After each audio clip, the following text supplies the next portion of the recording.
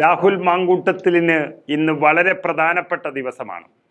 പിണറായി സർക്കാരിനെ പ്രതിരോധത്തിലാക്കുന്ന വലിയ വലിയ സത്യങ്ങൾ അത് ജനങ്ങളിലേക്ക് എത്തിക്കുന്ന യൂത്ത് കോൺഗ്രസിന്റെ സംസ്ഥാന അധ്യക്ഷൻ രാഹുൽ മാങ്കൂട്ടത്തിലിനെ പൂട്ടാനുള്ള ആഭ്യന്തര വകുപ്പിന്റെ തീരുമാനത്തിന് കോടതി എന്ത് ഉത്തരം നൽകുമെന്നുള്ളത് അല്പസമയത്തിനകം തന്നെ അറിയാം.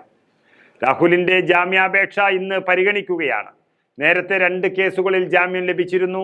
കന്റോൺമെന്റ് പോലീസ് സ്റ്റേഷനിൽ ഒരേ സംഭവത്തിൽ എടുത്ത 3 കേസിൽ 2ലാണ് കഴിഞ്ഞ ദിവസം ജുഡീഷ്യൽ മജിസ്ട്രേറ്റ് കോടതി ജാമ്യം നൽകിയത്.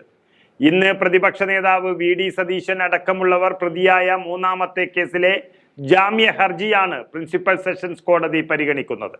സെക്രട്ടേറിയറ്റ് മാർച്ചിലെ സംഘർഷങ്ങളുമായി ബന്ധപ്പെട്ട് രാഹുലിനെ കഴിഞ്ഞ ചൊവ്വാഴ്ച പുലർച്ചെ അടൂരിലെ വീട്ടിൽ നിന്നാണ് ഒരു കൊലപാതക ക്രിമിനലിനെ പിടിക്കുന്നത് പോലെ പോലീസ് അറസ്റ്റ് ചെയ്തത്.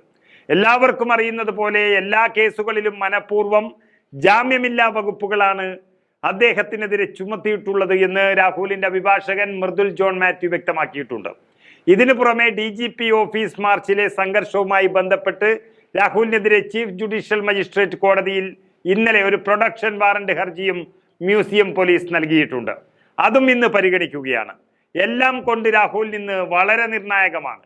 പക്ഷേ കോടതി സത്യം കണ്ടെത്തിയാലും കേരളത്തിലെ ക്രിമിനലുകൾ ഭരിക്കുന്ന ആഭ്യന്തര വകുപ്പ് ഇതുകൊണ്ടൊന്നും രാഹുലിനെ വിടാൻ ഉദ്ദേശിക്കുന്നില്ല. തിരുവനന്തപുരം DCC ഓഫീസ് സംഘർഷവുമായി ബന്ധപ്പെട്ട് ഇതുവരെ രാഹുലിനെ പ്രതി ചേർത്തിട്ടില്ല.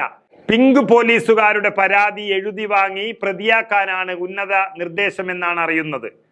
മുഴുവൻ തട്ടിപ്പ്, മുഴുവൻ കള്ളക്കേസാണ് രാഹുലിനെതിരെ ചുമത്താൻ പോകുന്നത്. ഏതായാലും രാഹുൽ ജയിൽ മോചിതനാകണമെങ്കിൽ റിമാൻഡിലായതുൾപ്പെടെ 2 കേസുകളിൽ ഇന്ന് ജാമ്യം ലഭിക്കണം.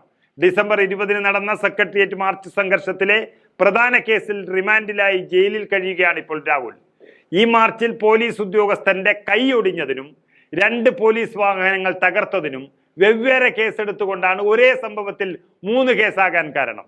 രാഹുലിനെ പരമാവധി ദിവസം ജയിലിൽ കിടത്താനാണ് എല്ലാവർക്കും അറിയുന്ന ഒരു ഉന്നത ഉദ്യോഗസ്ഥൻ നൽകിയിരിക്കുന്ന നിർദ്ദേശം. അവസാനത്തെ കമ്മ്യൂണിസ്റ്റ് ഭരണത്തിന്റെ അവസാന നാളുകളിലെ നരനായാട്ടാണ് ഇപ്പോൾ കണ്ടുകൊണ്ടിരിക്കുന്നത്. ഏതായാലും 2 വർഷം ഇതൊക്കെ സഹിച്ചേ പറ്റൂ. രാഹുൽ മാങ്കൂട്ടത്തെ ഇപ്പോൾ കോടതിയിൽ ഹാജരാക്കും. സത്യം ജയിക്കുമോ എന്നത് നമുക്ക് കാത്തിരുന്ന് കാണാം.